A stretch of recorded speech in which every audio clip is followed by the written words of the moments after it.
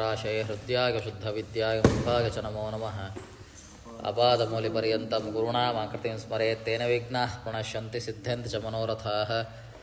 ಮುಕೋಪಿ ಯತ್ಪ್ರಸಾದೇನ ಮುಕುಂದಶಯನಾಯತೆ ರಾಜರಾಜಾಯತೆ ರಿಕ್ತೋ ರಾಘವೇಂದ್ರಂ ತಮಾಶ್ರಯೇ ತಪಸ್ವಾಧ್ಯಾಯ ಶುಶ್ರೂಷಾ ಕೃಷ್ಣಪೂಜಾರತಂ ಮುನಿಂ ವಿಶ್ವೇಶಮಿಷ್ಟದಂ ವಂದೇ ಪರಿವ್ರಾಟ್ ಚಕ್ರವರ್ತಿನಂ ಶ್ರೀಗುರುಭ್ಯೋ ನಮಃ. ಶ್ರೀವೇದವ್ಯಾಸಾಯ ನಮಃ. ಪ್ರಾರ್ಥನಾ ಸಮರ್ಪಯಾಮಿ. ಓಂ ದೇವಂ ನಾರಾಯಣಂ ನತ್ವಾ ಸರ್ವದೋಷವಿವರ್ಜಿತಂ ಪರಿಪೂರ್ಣಂ ಗುರುಂಶ್ಚಾನ್ ಗೀತಾರ್ಥಂ ವಕ್ಷ್ಯಾಮಿ ರೇಷತಃ. ಸಮಸ್ತಗುಣಸಂಪೂರ್ಣಂ ಸರ್ವದೋಷವಿವರ್ಜಿತಂ ನಾರಾಯಣಂ ನಮಸ್ಕೃತ್ಯ ಗೀತಾ ತಾತ್ಪರ್ಯಮುಚ್ಯತೆ. ಲಕ್ಷ್ಮೀನಾರಾಯಣಂ ನತ್ವಾ ಪೂರ್ಣಬೋಧಾನ್ ಗುರೂನಪಿ ಕುರ್ಮ ಶ್ರೀಕೃಷ್ಣಗೀತಾಯ ಭಾಷ್ಯಾದ್ಯುಕ್ತಾರ್ಥಸಂಗ್ರಹಂ. ಗೀತೆಯ 2ನೇ ಅಧ್ಯಾಯದ 17ನೇ ಶ್ಲೋಕ ಮುಗಿದು 18ನೇ ಶ್ಲೋಕದ ಚಿಂತನೆಯಲ್ಲಿದ್ವಿ. ಅನಾಶಿನೋ ಅಪ್ರಮೇಯಸ್ಯ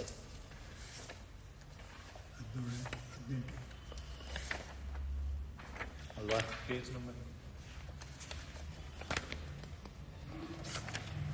99ನೇ ಪೇಜ್ ತೆಗೆ. ಅನಾಶಿನೋ ಅಪ್ರಮೇಯಸ್ಯ ತಸ್ಮಾತ್ ಯುದ್ಧಸ್ವ ಭಾರತ ಅಂತ ಹೇಳ್ತಾ ತಾನು ಪರಮಾತ್ಮ ಏನು ಅಂತ ಹೇಳಿದ, ಆಪಾತತಃ ಕಾಡುವಂತಹ ಜೀವಬ್ರಹ್ಮೈಕ್ಯ ಅದು ಯುಕ್ತವಾದದಲ್ಲ. ಆಪಾತ ಕಾಡ್ತದೆ ಅಷ್ಟೇ, ಅದು ಐಕ್ಯವಾದ ಶ್ರುತಿ ಹೇಳ್ತಾ ಇಲ್ಲ. ಅಭೇದವನ್ನು ಯಾವತ್ತೂ ಹೇಳ್ತಿಲ್ಲ ಜೀವಬ್ರಹ್ಮರಿಗೆ ಅಂತ ಆಚಾರ್ಯರು ತಾತ್ಪರ್ಯದಲ್ಲಿ ತಿಳಿಸ್ತಾ ಬಂದು. ಅಷ್ಟು ಮಾತ್ರವಲ್ಲ, 99 ಹೀಗೆ ನಂತರದಲ್ಲಿ ಇನ್ನು ಕೆಲವೊಂದು ಶ್ರುತಿಗಳು ಇತ್ತು. ಅಹಂ ಬ್ರಹ್ಮಾಸ್ಮಿ, ತತ್ವಮಸಿ ಮೊದಲಾದ ಶ್ರುತಿಗಳು ಐಕ್ಯವಾದವಲ್ವ ಅಂತ. ಅದಕ್ಕೆ ಅವುಗಳು ಸಹಿತ ಆಪಾತ ಕಾಣ್ತದೆ ಜೀವೈಕ್ಯವಾಗಿ. ಆದರೆ ಅದು ಆ ಶಬ್ದಗಳೆಲ್ಲವೂ ಸಹಿತ ಪರಮಾತ್ಮವಾಚಕ ಅಂತ ಆಚಾರ್ಯರು ತಾತ್ಪರ್ಯ ತಿಳಿಸ್ತಾ ಇದ್ದಾರೆ. ಹೇಗೆ? ಅಹೇಯತ್ವಾದ್ ಅಹಂ ನಾಮ ಭಗವಾನ್ ಹರಿರವ್ಯಯ ಬ್ರಹ್ಮಾಸೋ ಗುಣಪೂರ್ಣತ್ವಾತ್ ಅಸ್ಮಿ ಅಸ್ಮಿ ಅಸೌ ಅಸನಾತ್ ಅಸನಾನ್ವಿತೇ ಅಸನಾತ್ ಅಸಿ ನಾಮಾಸೌ ತೇಜಸ್ತ್ವಾತ್ ತ್ವಮಿತೀರಿತಃ ಸರ್ವೇ ಕ್ರಿಯಾಪದೇಶ್ಚೈವ ಸರ್ವೇ ದ್ರವ್ಯಪದೈರಪಿ ಸರ್ವೇ ಗುಣಪದೇಶ್ಚೈವ ವಾಚ್ಯ ಏಕೋ ಹರಿಸ್ವಯಂ. ಹೀಗೆ ಅಹಂ ಬ್ರಹ್ಮಾಸ್ಮಿ ಅಂತ. ಆದರೆ ಅಹಂ ಎಂಬುವಂತಹ ಶಬ್ದ ಅದು ಪರಮಾತ್ಮವಾಚಕ. ಪ್ರತಿ ಶಬ್ದಗಳು ಸಹಿತ ಅದು ಪರಮಾತ್ಮವಾಚಕ, ಪ್ರತಿಯೊಂದು ಶ್ರುತಿಯೂ ಸಹಿತ. ಏನು ಅಹಂ ಅದರ ಅರ್ಥ ಏನು? ಅಹೇಯತ್ವಾದ್ ಅಹಂ ನಾಮ, ಅಹೇಯ ಆದರೆ ನಾಶರಹಿತ ಅಂತ ಅರ್ಥ. ಪರಮಾತ್ಮ ನಾಶರಹಿತ. ಅಷ್ಟು ಮಾತ್ರವಲ್ಲ, ಅವನನ್ನು ಬಿಟ್ಟು ಯಾರೂ ಇರಲಾರು. ಆದ್ದರಿಂದ ಅವ ಅಹೇಯ. ಯಾರು ಒಬ್ಬ ವ್ಯಕ್ತಿಯಾದರೂ ಜೀವ, ಅನಂತ ಜೀವರಾಶಿಗಳಲ್ಲಿ ಒಂದು ಜೀವವಾದರೂ ಪರಮಾತ್ಮನ ಬಿಟ್ಟಿದೆಯಾ? ಆದ್ದರಿಂದ ಪರಮಾತ್ಮ ಅಹೇಯ. ಹೇಯ ಅಂದರೆ ಬಿಡೋದು, ಅಹೇಯ ಅಂದರೆ ಬಿಟ್ಟಿರದೇ ಇರೋದು. ಹೀಗೆ ಎಲ್ಲ ಜೀವರು ಸಹಿತ ಪರಮಾತ್ಮನಲ್ಲಿ ಅಹೇಯರಾಗಿದ್ದಾರೆ. ಪರಮಾತ್ಮನಿಗೆ ಅಹೇಯ ಅಂತಲೇ ಹೆಸರು. ಹೀಗೆ ಪರಮಾತ್ಮನಿಗೆ ಅಹೇಯ ಅಂದರೆ ಅಹಂ ಅಂತ ಹೆಸರು, ಪರಮಾತ್ಮನ ಹೆಸರು. ಅಹಂ ಅಂದರೆ ನಾವಲ್ಲ, ಅಹಂ ಅಂದರೆ ಪರಮಾತ್ಮ ಅಂತ ಹೆಸರು. ಅಹಂ ಬ್ರಹ್ಮಾಸ್ಮಿ. ಹೀಗೆ ನಂತರ ಬ್ರಹ್ಮ ಅದರ ಅರ್ಥ ಏನು? ಬ್ರಹ್ಮಾಸೋ ಗುಣಪೂರ್ಣತ್ವಾತ್. ಬ್ರಹ್ಮ ಅಂದರೆ ಗುಣಪೂರ್ಣ ಅಂತ. ಅಹಂ ಅಂದರೆ ಪರಮಾತ್ಮ, ಅವ ಎಂಥವ? ಗುಣಪರಿಪೂರ್ಣ. ಗುಣ. ಹೀಗೆ ಅಸ್ಮಿ ಅಸೌ ಅಸನಾತ್ಮತೆ. ಹೀಗೆ ಅಸನಾತ್ಮಿತೆ, ಪರಿಮಿತಿ ಇಲ್ಲ ಪರಮಾತ್ಮನಿಗೆ. ಅಹಂ ಬ್ರಹ್ಮ ಅಸ್ಮಿ. ಅಸ್ಮಿ ಅಂತ ನಂತರ ಪದ. ಅಹಂ ಅದರ ಅರ್ಥ ಆಯಿತು, ಅಹೇರಾದರವ ಪರಮಾತ್ಮ. ಆದ್ದರಿಂದ ಅಹಂ ಪದ ವಾಚ್ಯ ಪರಮಾತ್ಮ. ಬ್ರಹ್ಮ ಅಂದರೆ ಗುಣಪರಿಪೂರ್ಣ. ಸೊ ಬ್ರಹ್ಮ ಪದ ವಾಚ್ಯ ಯಾರು? ಪರಮಾತ್ಮ. ಅಹಂ ಬ್ರಹ್ಮ ಅಸ್ಮಿ. ಅಸ್ಮಿ ಅಂದರೆ ಏನು? ಪರಿಮಿತಿ ಇಲ್ಲದೆ ಇರುವಂಥವ. ಅಸ್ಮಿ ಪರಿಮಿತಿಯೇ ಇಲ್ಲದೆ ಇರುವಂಥವ. ಅಥವಾ ಅಸ್ಮಿ ಅಂದರೆ ಅಸನಾತ್ ಅಸಿನಾವಾಸು, ದುಷ್ಟ ಸಂಹಾರಕ. ಅಥವಾ ಅಸಿನಾವಾಸು ಅಸನಾತ್, ಎಲ್ಲದರ ಪರಿಪೂರ್ಣವಾದಂತಹ ಯಥಾರ್ಥ ಜ್ಞಾನವುಳ್ಳವ. ಹೀಗೆ ಅಸೀದ್ರ ಪದ ಏನು, ಅಸ್ಮೀದ್ರ ಅರ್ಥ ಪದಕ್ಕೆ ಏನೋ ಅರ್ಥ? ಪರಮಾತ್ಮನೇ ಅಂತ ಅರ್ಥ. ನಂತರದಲ್ಲಿ ತತ್ವಮಸಿ ಅಂತ ನಂತರ ಇನ್ನೊಂದು ಶ್ರುತಿ ಆಪಾದತ ಕಾಣ್ತದೆ ಅಷ್ಟೇ, ಅದು ಐಕ್ಯವಾಗಿ ತತ್ವಮಸಿ ಅಂತ. ತತ್ವಮಸಿ ಇದ್ರ ಅರ್ಥ ಏನು ಅದನ್ನು ಹೇಳ್ತಾರೆ ಆಚಾರ್ಯ. ತ್ವಮಂದ್ರೆ ಅರ್ಥ ಏನು ಅಂತ. ತೇಜಸ್ತ್ವಾತ್ ತ್ವಮಿತೀರಿತಃ. ತ್ವಮ್ ಅಂದರೆ ಅರ್ಥ ಏನಂದರೆ ತ್ವಬ್ಬಂದ್ರೆ ನೀನು ಅಂತಲ್ಲ ಅರ್ಥ ಇಲ್ಲಿ. ತ್ವಬ್ಬಂದ್ರೆ ತೇಜಸ್ತ್ವಾ ತ್ವಬತ್, ತ್ವಬ್ಬಂದ್ರೆ ತೇಜಸ್ವರೂಪ ಅಂತ. ತೇಜಸ್ವರೂಪನಾದವ ಪರಮಾತ್ಮ. ಆದ್ದರಿಂದ ಆ ಪರಮಾತ್ಮನಿಗೆ ಹೆಸರೇನು ತ್ವಬ್. ಹೀಗೆ ಅನಂತ ಶ್ರುತಿಗಳು ಅದರ ಒಂದೊಂದು ಶಬ್ದವೂ ಸಹಿತ ಪರಿಪೂರ್ಣವಾಗಿ ಯಾರಲ್ಲಿ ಮುಖ್ಯವಾಗಿ ಹೇಳ್ತಾ ಇದೆ ಅದು ಪರಮಾತ್ಮನ ವಾಚಕ. ನೋಡಿ, ಅಹಂ ಅಂದ್ರೂ ಪರಮಾತ್ಮ, ಬ್ರಹ್ಮ ಆದ್ರೂ ಪರಮಾತ್ಮ, ಅಸ್ಮಿ ಅಂದ್ರೂ ಪರಮಾತ್ಮ. ನಾವು ಆಪಾತ್ಮ ಕಾಣ್ತೇವೆ, ಏನೋ ಓದ್ತಾ ಇರ್ತೀವಿ, ಯಾವುದೋ ಶ್ರುತಿ ಯಾವುದೋ ಕತೆ ಹೇಳ್ತಾ ಇರ್ತದೆ, ಅದು ಮೇಲ್ಮುಖವಾಗಿ ಆಗಿರ್ತದೆ, ಕತೆ ಇಲ್ಲ ಅಂತಲ್ಲ. ಅದರ ಮುಖ್ಯವಾಗಿ ಪ್ರತಿಯೊಂದು ಅಕ್ಷರ ಪ್ರತಿಯೊಂದು ಪದಗಳು ಸಹಿತ ಪರಮಾತ್ಮನ ಹೇಳ್ತಾ ಇದೆ. ಇದು ಯಾರು ಹೇಳಬೇಕು? ಆಚಾರ್ಯರು ತಿಳಿಸ್ತಾ ಇದ್ದಾರೆ. ಹೀಗೆ ಸರ್ವೈ ಕ್ರಿಯಾಪದೈಶ್ಚೇವ ಸರ್ವೈ ದ್ರವ್ಯಪದೈರಪಿ ಸರ್ವೈ ಗುಣಪದೈಶ್ಚೇವ ವಾಚ್ಯ ಏಕೋ ಹರಿಸ್ವಯಂ. ಶ್ರುತಿಗಳಲ್ಲಿರುವಂತಹ ಕ್ರಿಯಾಪದಗಳು, ದ್ರವ್ಯಪದಗಳು, ಗುಣಪದಗಳು, ಯಾವುದಾದ್ರು ಗುಣಗಳೆಲ್ಲ ಹೋಗ್ತಾ ಇರ್ತದೆ, ಯಾವುದೋ ಕ್ರಿಯಾ ಒಂದು ವರ್ಬ್ ಪದ ಇರ್ತದೆ, ಯಾವುದಾದ್ರು ದ್ರವ್ಯಗಳೆಲ್ಲ ಹೇಳ್ತಾ ಇರ್ತದೆ, ಎಲ್ಲವೂ ಯಾವುದು ಹರಿಸ್ವಯಂ, ಪರಮಾತ್ಮನೇ ಹೇಳುವಂತಹ. ಹಾಗಾದರೆ ಅಹಂ ಬ್ರಹ್ಮಾಸ್ಮಿ ತತ್ವಮಸಿ ಅಂದರೆ ಅರ್ಥ ಏನು? ಪರಮಾತ್ಮ ಅಂತ ಅರ್ಥ. ನಾನು ಅವನು ಒಂದೇ ಆಗಿದ್ದೇವೆ, ಅವನೇ ನಾನು, ಹಾಗಲ್ಲ ಅರ್ಥ ಹೇಳ್ತಿಲ್ಲ ಅಂತ. ಯುಷ್ಮತ್ಪದೇ ಪ್ರಾತಿಯೋಗ್ಯಾತ್ ತದ್ಯುತೇಶ್ಚ ಕ್ರಿಯಾಪದೈ. ಹೀಗೆ ಯುಷ್ಮತ್ ಅಂತ ಶಬ್ದ, ಹೀಗೆ ಕ್ರಿಯಾವಾಚಕ ಪದ, ದ್ರವ್ಯವಾಚಕ ಪದ, ಗುಣವಾಚಕ ಪದ ಎಲ್ಲವೂ ಮುಖ್ಯ ವೃತ್ತಿಯಿಂದ, ಪರವ ಮುಖ್ಯ ವೃತ್ತಿಯಿಂದ ಹರಿವನ್ನೇ ಹೇಳ್ತಾ ಇರೋದು. ಇನ್ನೊಂದು ನೋಡಿ, ಪರಮಾತ್ಮ ಯುಷ್ಮತ್ ಅಂತ. ಯುಷ್ಮತ್ ಶಬ್ದ, ಯುಷ್ಮತ್ ಅಂದರೆ ನೀವು, ನೀನು, ನೀನು ಅಂತ ಹೇಳೋದು. ತ್ವಮ್ ಅದಲ್ಲ ಏನು, ಯುಷ್ಮತ್ ಶಬ್ದಕ್ಕೆ ಸಂಬಂಧಪಟ್ಟದ್ದು. ಪರಮಾತ್ಮ ಎಲ್ಲ ಜೀವರಾಶಿಗಳಿಗೆ ಅಭಿಮುಖನಾದವಾದ್ದರಿಂದ ಪರಮಾತ್ಮ ಯಾರು? ಯುಷ್ಮತ್. ಎಲ್ಲರಿಗೂ ಅಭಿಮುಖರಾಗಿರುವಂಥವ. ಎಲ್ಲ ಜೀವರಾಶಿ ಹೀಗಿದ್ರೆ ಅವ ಹೀಗಿದ್ದಾನೆ, ಅವರಿಗೆ ಅಭಿಮುಖವಾಗಿದ್ದ. ಆದ್ದರಿಂದ ಅವ ಯಾರು? ಯುಷ್ಮತ್ ಪದದಿಂದಲೂ ವಾಚ್ಯನಾದವ. ಆ ಕ್ರಿಯಾಪದದಿಂದಲೂ ಆ ಕ್ರಿಯಾಪದಗಳು ಅವರನ್ನೇ ಹೇಳ್ತಾ ಇರೋದು. ಅಷ್ಟು ಮಾತ್ರವಲ್ಲ, ಅವ ಅಸ್ಮತ್ ಶಬ್ದನೂ ವಾಚ್ಯ.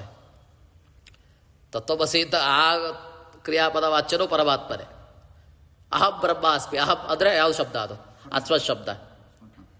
ಆ ಅಸ್ಮತ್ ಶಬ್ದ ನಮ್ಮನ್ನು ಕುರಿತು ಹೇಳುವಂತಹ ಆ ಶಬ್ದಗಳು ಸಹಿತ ಪರಮಾತ್ಮ ವಾಚಕ. ಯಾಕೆ ಹೇಳಿ? ಎಲ್ಲರ ಜೀವನ ಒಳಗೂ ಇರೋದ್ರಿಂದ ಅಸ್ಮತ್ ಅಂದರೆ ಯಾರಿಲ್ಲ ಅರ್ಥ? ಪರಮಾತ್ಮ. ಹೀಗೆ ಎಲ್ಲ ಕ್ರಿಯಾಪದಗಳು ಪರಮಾತ್ಮನೇ ಹೇಳ್ತಾ ಇದೆ, ಎಲ್ಲ ದ್ರವ್ಯ ಪದಗಳು ಗುಣಪದಗಳು ಪರಮಾತ್ಮನೇ ಹೇಳ್ತಾ ಇದೆ. ಅಸ್ಮತ್ ಪದೇರಾಂತರತ್ವಾತ್ ಕ್ರಿಯಾರ್ಥೈಶ್ಚ ತದನ್ವಯೈ ಪರೋಕ್ಷತ್ವ ತತ್ಪದೈಶ್ಚ ಮುಖ್ಯವಾಚ್ಯ ಸ ಏವತು. ಹೀಗೆ ಎಲ್ಲ ಕ್ರಿಯಾಪದಗಳಿದ್ದಲು ಕಡೆಗೆ ಕಾಣದೇ ಇರುವುದರಿಂದ ಪರಮಾತ್ಮ ಎಂತವ ಪರೋಕ್ಷ, ಕಡೆಗೆ ಕಾಣದೇ ಇರುವಂಥವ. ಹೀಗೆ ಒಳಗೂ ಇದ್ದು ಎಲ್ಲರಿಗೂ ಅಭಿಮುಖವಾಗಿದ್ದರೂ ಕಾಣ್ತಾ ಇಲ್ಲ. ಯಾಕೆ? ಪರೋಕ್ಷ ಸ್ವರೂಪಿಯಾದವ. ಆದ್ದರಿಂದ ಅವ ತತ್ಪದವಾಚ್ಯ. ತತ್ ತ್ವಮಸಿ ತತ್ ತತ್ಪದವಾಚ್ಯನು ಪರಮಾತ್ಮ. ಹೀಗೆ ಪ್ರತಿಯೊಂದು ಶಬ್ದವೂ ಸಹಿತ ಮುಖ್ಯ ವೃತ್ತಿಯಿಂದ, ಪರಮ ಮುಖ್ಯ ವೃತ್ತಿಯಿಂದ ಯಾರನ್ನು ಹೇಳ್ತಾ ಇದೆ? ಪರಮಾತ್ಮನ ಹೇಳ್ತಾ ಇದೆ, ಹೊರತು ಐಕ್ಯವನ್ನು ಹೇಳ್ತಿಲ್ಲ. ಇಲ್ಲಿ ನೀವು ಅಸ್ಮತ್ತು ಯುಷ್ಮತ್ತು ಎಲ್ಲ ಶಬ್ದವಾಚ್ಯ ಅವನೇ ಅಂತ ಹೇಳಿದ್ರಿ, ಅದಕ್ಕೆ ಪ್ರಮಾಣ ಏನು ಅಂತ ಕೇಳಿದ್ರಿ ಅವರು? ಪ್ರಮಾಣ ಅಂದರೆ ಇಲ್ಲ, ಅವು ಇಲ್ಲಿರೋ ಅಸ್ಮ ಶಬ್ದಕ್ಕೂ ವಿಶ್ವ ಶಬ್ದಕ್ಕೂ ಹೇಳ್ತಿರೋದಲ್ಲ. ಇಲ್ಲಿ ಹೇಳ್ತಿರೋದು ಯಾವುದ್ರು? ಶ್ರುತಿದು. ಉಪನಿಷತ್ತಾಗಲಿ ಅದು ಶ್ರುತಿಗಳು. ಇಲ್ಲಿ ಬರ್ತಾರ ಶ್ರುತಿಯ ವಿಚಾರ. ಶ್ರುತಿಯಲ್ಲಿ ಬರುವಂತಹ ಪ್ರತಿವಾದವೂ ಪರಮಾತ್ಮರದು. ಆಪಾತದ ಕಾಣ್ತದೆ ಅಷ್ಟೇ ರೀ ನಿಮಗೆ. ಇಲ್ಲ ಅಂತಂದ್ರೆ ವಿರೋಧ ಬಂದ್ಬಿಡ್ತದೆ. ಇದರ ಒಪ್ಪದೇ ಹೋದ್ರೆ ವಿರೋಧ. ಇವಾಗ ಹೇಳ್ಬಿಡ್ತೀನಿ ನಾನು ಏನೋ ಅಂತ. ಇದರ ಒಪ್ಪದೇ ಹೋದರೆ ವಿರೋಧ. ಒಂದು ಕಡೆ ದ್ವೈತ ಪರವಾಗಿ ಹೇಳುವಂತಹ ಅನೇಕ ಶ್ರುತಿಗಳು, ಒಂದು ಕಡೆ ಅದ್ವೈತ ಪರವಾಗಿ ಹೇಳುವಂತಹ ಶ್ರುತಿಗಳು. ದ್ವೈತ ಪರವಾಗಿ ಹೇಳುವಂತಹ ಶ್ರುತಿಗಳು, ಅದ್ವೈತ ಪರವಾಗಿ ಹೇಳುವಂತಹ ಶ್ರುತಿಗಳು ನೋಡಿ ವಿರೋಧ ಬಂತು. ಇವು ದ್ವೈತಗಳ ಪರವಾಗಿ ಅರ್ಥವನ್ನು ಹೇಳಿಬಿಟ್ರೆ ಯಾವುದಕ್ಕೆ? ಅದ್ವೈತ ಪರವಾದಂತಹ ಮಾತುಗಳಿಗೆ ವಿರೋಧ ಹೋಗ್ತದೆ. ಆದರೆ ಅದ್ವೈತ ಪರವಾಗಿ ಹೇಳುವಂತಹ ವ್ಯಕ್ತಿಗಳಿಗೆ, ದ್ವೈತ ಪರವಾಗಿರುವಂತಹ ಶ್ರುತಿಗಳಿಗೆ ಯಾವತ್ತೂ ಹೇಳಲಿಕ್ಕೆ ಬರಲ್ಲ. ಅದ್ವೈತ ಪರವಾಗಿ ಅವ್ರಿಗೆ ವಿರೋಧ ಇದ್ದಂತೆ. ನಾವು ಹೇಗೆ ಅದನ್ನು ಪ್ರಯಾಣ ಮಾಡ್ತೀವಿ? ಅನಂತ ಪದವಾಚ್ಯ ಪರಮಾತ್ಮ. ಅನಂತ ವೇದಗಳಿದ್ದರೂ ಪ್ರತಿ ಶಬ್ದ ಹೇಳಿದ್ರಲ್ಲ, ಪ್ರತಿ ಗುಣಗಳು, ಪ್ರತಿ ಕ್ರಿಯಾಪದ, ಪ್ರತಿ ದ್ರವ್ಯಪದ, ಹೀಗೆ ಪ್ರತಿಯೊಂದು ಶಬ್ದವು ಪದಗಳು ಪರಮಾತ್ಮನ ಹೊಗಳ್ತಾ ಇವೆ. ಸೊ ಅಹಂ ಬ್ರಹ್ಮಾಸ್ಮಿ ತತ್ವಮಸಿ ಇದು ಯಾವುದು ಐಕ್ಯಪರವಾಗಿ ಹೇಳ್ತಿರೋದಲ್ಲ. ಹೀಗೆ ನಾವು ಕೂಡಿಸ್ಲಿಕ್ಕೆ ಬರ್ತದೆ. ದ್ವೈತವಾಗಿರುವಂತಹ ಪದಗಳಿಗೆ ಯಾವ ರೀತಿಯಲ್ಲೂ ಅದ್ವೈತಗಳಿಗೆ ಅಥವಾ ಬೇರೆ ಮತದವ್ರಿಗೆ ಕೂಡಿಸ್ಲಿಕ್ಕೆ ಬರಲ್ಲ. ಇದೇ ಉತ್ತರ, ಮತ್ತಿನ್ನೇನಿಲ್ಲ.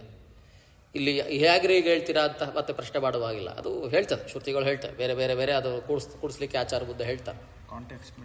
ಅದು ಬೇರೆ ಬೇರೆ ಕಡೆ ಬರುವಂತಹ ಶಬ್ದಗಳು ಹೀಗೆ ಹೇಳಿ ಕೂಡಿಸ್ಲಿಕ್ಕೆ ಬರುವಾಗ ಮುಖ್ಯ ವೃತ್ತಿಯಿಂದ ಪರಮಾತ್ಮರಲ್ಲೇ ಪ್ರತಿಯೊಂದು ಶಬ್ದಗಳು ಹೇಳೋಕ್ಕೆ ಬರಬೇಕಾದ್ರೆ ಅದು ಬೇರೆ ರೀತಿಯಾಗಿ ತೊಗೊಳ್ಬೇಕು ನಾವು.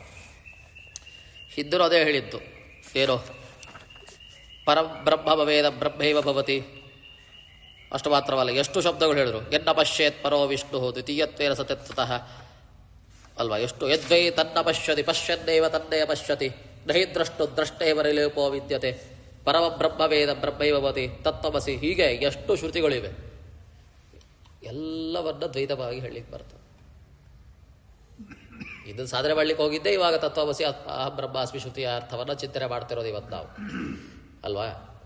ಪ್ರತಿಯೊಂದು ಶಬ್ದವೂ ಸಹಿತ ಅದು ಪರಮಾತ್ಮ ವಾಚಕ ಅಂತ ಇಟ್ಟುಕೊಂಡು ದ್ವೈತ ಪರವಾಗಿ ಅರ್ಥ ಹೇಳಲಿಕ್ಕೆ ಬರ್ತಾರೆ. ದ್ವೈತವ ಪದವಾಗಿ ದ್ವೈತಕ್ಕೆ ಇರುವಂತಹ ಶ್ರುತಿಗಳಿಗೆ ಹೇಳಲಿಕ್ಕೆ ಬರೋದೇ ಇಲ್ಲ ಯಾವತ್ತು. ಹೀಗೆ ಅಹಂ ಬ್ರಹ್ಮಾಸ್ಮಿ ತತ್ವಮಸಿ ಮೊದಲಾದ ಎಲ್ಲ ವಾಕ್ಯಗಳು ಅದರ ಶುಚಿಗಳು ಸಹಿತ ಬ್ರಹ್ಮೈಕ್ಯ ಪರವಾಗಿ ಇಲ್ಲ. ಸರಿಯಾದ ಅರ್ಥದ ಚಿಂತನೆ ಮಾಡಿದರೆ ಅದು ಪರಮಾತ್ಮ ಶಬ್ದವಾಚ್ಯ, ಸರ್ವಶಬ್ದವಾಚ್ಯನಾದ ಪರಮಾತ್ಮನಲ್ಲಿ ಹೇಳ್ತಾ ಇವೆ ಅಂತ ಹೇಳಿ ಆಚಾರ್ಯರು ಹೀಗೆ ಅರ್ಥವಿಶೇಷ ಗುಣವಿಶೇಷಗಳಿದ್ದ ಅದು ಪರಮಾತ್ಮನಲ್ಲೇ ಇವೆ ಅಂತ. ಹೀಗೆ ಅದು ಅಭೇದವನ್ನು ಹೇಳ್ತಿಲ್ಲ ಅಂತ ಹೇಳಿ ಬುದ್ಧೆ ಇದೇ ಉಪನಿಷತ್ತಿನಲ್ಲಿ ಶ್ವೇತಕೇತುವಿನ ವಿಷಯವನ್ನು ಹೇಳ್ತಾರೆ. ಶ್ವೇತಕೇತುವಿನ ವಿಷಯವನ್ನು ತಿಳಿಸ್ತಾ ಪರಮಾತ್ಮನ ಜ್ಞಾನ ಎಂತತ್ತು, ಪರಮಾತ್ಮನ ಜ್ಞಾನಿಯಾಗಿದ್ದೇನೆ ಅಂತ ತಿಳಿದು ಅಹಂಕಾರ ಪಡುವಂತಹ ಶ್ವೇತಕೇತುವಿಗೆ ನಾರಾಯಣನ ಜ್ಞಾನದ ಉಪದೇಶವನ್ನು ಮಾಡ್ತಾರೆ ಅವರ ತಂದೆ. ಅದರ ವಿಷಯವನ್ನು ಇಟ್ಟುಕೊಂಡು ಸಹಿತ ವಿಷಯವನ್ನು ಸ್ಪಷ್ಟೀಪಡಿಸ್ತಾರೆ. ಅದು ಅಭೇದ ಪರವಾಗಿಲ್ಲ. ಸರ್ವಾನ್ ವೇದಾನ್ ಅಧೀತ್ಯೇವ ಪ್ರಾಜ್ಞಾಧಿಕ್ಯೇನ ಹೇತುನ ಶ್ವೇತಕೇತುರ ಅಹಂಕಾರಾತ್ ಪ್ರಾಯಶೋ ನಾಸ್ಮಿ ಮಾನುಷಃ ದೇವೋ ವಾ ಕೇಶವಾಂಶೋ ವಾ ನೈಷಾ ಪ್ರಜ್ಞಾನ್ಯಥಾ ಭವೇತ್ ಏವಂ ಮಹತ್ವ ಬುದ್ಧೈವ ದರ್ಪಪೂರ್ಣೋ ಭ್ಯಗಾತ್ಪಿತು. ನೋಡಿ, ಅಧ್ಯಯನ ಮಾಡಿ ಬಂದಾತ್ ಶ್ವೇತಕೇತು 12 ವರ್ಷಗಳ ಕಾಲ ವೇದಾಧ್ಯಯನ ಮಾಡಿ ಬಂದಾತ್. ಅವ ವೇದಾಧ್ಯಯನ ಮಾಡಿ ಬಂದಾಗ ಬಹಳ ಜ್ಞಾನಿಯಾದೆ ಅಂತ ತಿಳ್ಕೊಂಡಾತ್. ಅಹಂಕಾರ ಬಂತಂತೆ ಅವನಿಗೆ. ಪ್ರಾಯಶಃ ನಾನು ಮನುಷ್ಯರಲ್ಲ, ಇಷ್ಟೆಲ್ಲ ಜ್ಞಾನ ಇದೆ ನನ್ನಲ್ಲಿ, ನಾನು ಮನುಷ್ಯರಲ್ಲ, ಯಾವುದೋ ದೇವತಾ ಸ್ವರೂಪ ಇಲ್ಲ, ಒಂದು ರೀತಿ ಕೇಶವಾಂಶ, ಒಂದು ಕೇಶವನ ಪರಮಾತ್ಮನ ಸ್ವರೂಪಾಂಶ ನಾನು, ಹೀಗೆ ತಿಳಿದುಕೊಂಡಾತ್. ಅನ್ಯಥಾವೇ ಹೀಗೆ ತಿಳಿದುಕೊಂಡು ಬಂದ. ಹೀಗೆ ಅಹಂ ಮಹತ್ವ ಬುದ್ಧೇವ ಧರ್ಮಪೂರ್ಣೋಭ್ಯಗಾತ್ ಪಿತು. ಹೀಗೆ ದರ್ಪದಿಂದಾಗಿ ತಾನು ಬಂದ. ಮನೆಗೆ ವಾಪಸ್ಸು ಬಂದಾಗ ಶಿಷ್ಟಾಚಾರ, ತಂದೆಗೆ ನಮಸ್ಕಾರ ಮಾಡುವಂಥದ್ದು ಏನು ಮಾಡಲಿಲ್ವಂತ. ನಾನು ಮನುಷ್ಯರಲ್ಲ, ನಾನು ದೇವತಾ, ನಾನು ಸಾಕಾರ ಸ್ವರೂಪ ಪರಮಾತ್ಮ ಸ್ವರೂಪ ಅಂತ ತಂದೆಗೆ ನಮಸ್ಕಾರವನ್ನೇ ಮಾಡಲಿಲ್ಲ. ಸಕಾಶ ವಕೃತಾಚಾರ ತದ್ದೃಷ್ಟ ಸ್ತಬ್ಧಮಗ್ನವತ್. ಎಷ್ಟು ಅಜ್ಞಾನಿಯಾಗಿದ್ದಾರೆ ಅಂತ ಅವರಪ್ಪನಿಗಿದೆ ಬೇಸರ ಆಯಿತು.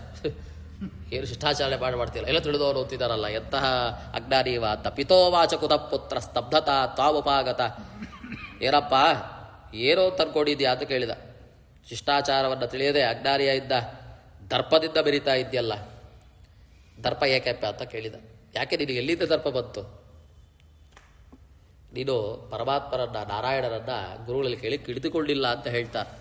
ಏನೋ ಪ್ರಾಯೋ ನಾರಾಯಣಂ ದೇವಂ ದೈವತ್ವಂ ಪೃಷ್ಠವಾರಸಿ. ನೀನು ಕೇಳಲೇ ಇಲ್ಲ ಪರಮಾತ್ಮನ ಬಗ್ಗೆ ನಿಮ್ಮ ಗುರುಗಳು ನಾರಾಯಣನ ಬಗ್ಗೆ ಹೇಳಿದರೆ ನಿನಗೆ ಈ ದರ್ಪ ಅಹಂಕಾರ ಏನು ಬರ್ತಾ ಇರಲಿಲ್ಲ. ಯಸ್ಮಿನ್ ಜ್ಞಾತೇತು ಅವಿಜ್ಞಾತ ಜ್ಞಾನಾದೀನಾಂ ಫಲಂ ಭವೇತ್ ಪ್ರಾಧಾನ್ಯ ಸದೃಶತ್ವಾಚ ತದಹೀನಮಿತಿ ಸ್ಫುಟಂ. ನಾರಾಯಣನ ಶ್ರವಣ ಮರಣ ಮಾಡಿದವರಿಗೆ ಅದು ತಿಳಿದುಕೊಂಡ್ರೆ ಸಾಕು. ಅವರ ಕಥೆಗಳನ್ನು, ಅವರ ಚರಿತ್ರೆ, ಅವರ ಗುಣಾಂಶಗಳನ್ನು ತಿಳಿದುಕೊಂಡ್ರೆ ಸಾಕು. ಇನ್ನು ಇತರ ವಸ್ತುಗಳ ಯಾವುದರ ಜ್ಞಾನವೂ ಬೇಕಾಗಿಲ್ಲ. ಅವರನ್ನು ತಿಳಿದುಕೊಂಡ್ರೆ ಎಲ್ಲದರ ಜ್ಞಾನವೂ ಬರ್ತದೆ. ಅವರನ್ನು ತಿಳಿದುಕೊಂಡ್ರೆ ಎಲ್ಲದರಿಂದ ಬರಬೇಕಾದ ಎಲ್ಲ ಫಲವೂ ಬರ್ತದೆ. ಯಾಕೆ? ಪರಮಾತ್ಮಗೆಂತವ ಅವನೇ ಪ್ರಧಾನ, ಅವ ಸದೃಶ, ಜಗತ್ತಿಗೆ ಸದೃಶ. ಅವರು ತಿಳಿದುಕೊಂಡ್ರೆ ಏನಾಗ್ತದೆ? ಒಂದು ಸದೃಶ ಪದವನ್ನು ತಿಳ್ಕೊಂಡ್ರೆ ಮತ್ತೊಂದು ತಿಳ್ಕೊಂಡಾಗ ಆಗ್ತದಲ್ಲ. ಒಂದೇ ರೀತಿಯ ವಿಷಯ ಒಂದು ತಿಳ್ಕೊಂಡ್ರೆ ಮತ್ತೊಂದು ವಿಷಯ ತಿಳಿದುಕೊಂಡಾಗ ಆಗ್ತದಲ್ಲ. ಹಾಗೆ ಪರಮಾತ್ಮನ ಸದೃಶ. ಅಷ್ಟು ಮಾತ್ರವಲ್ಲ, ಈ ಜಗತ್ತು ಪರಮಾತ್ಮನ ಅಧೀನ. ಅವ ಪರಮಾತ್ಮ ಜಗತ್ತಿನ ಸದೃಶ, ಜಗತ್ತು ಅವನ ಅಧೀನ. ಅದು ಸ್ಪಷ್ಟ. ಹೀಗಿರುವಾಗ ಪರಮಾತ್ಮನ ಬಗ್ಗೆ ನೀನು ಎಲ್ಲಿ ತಿಳಿದಿದ್ರೆ ಈ ಅಹಂಕಾರ ದರ್ಪ ಬರ್ತಾ ಇರಲಿಲ್ಲ ನಿನಗೆ ಅಂತ ನಾವು ಹೇಳ್ತಾರಂತೆ.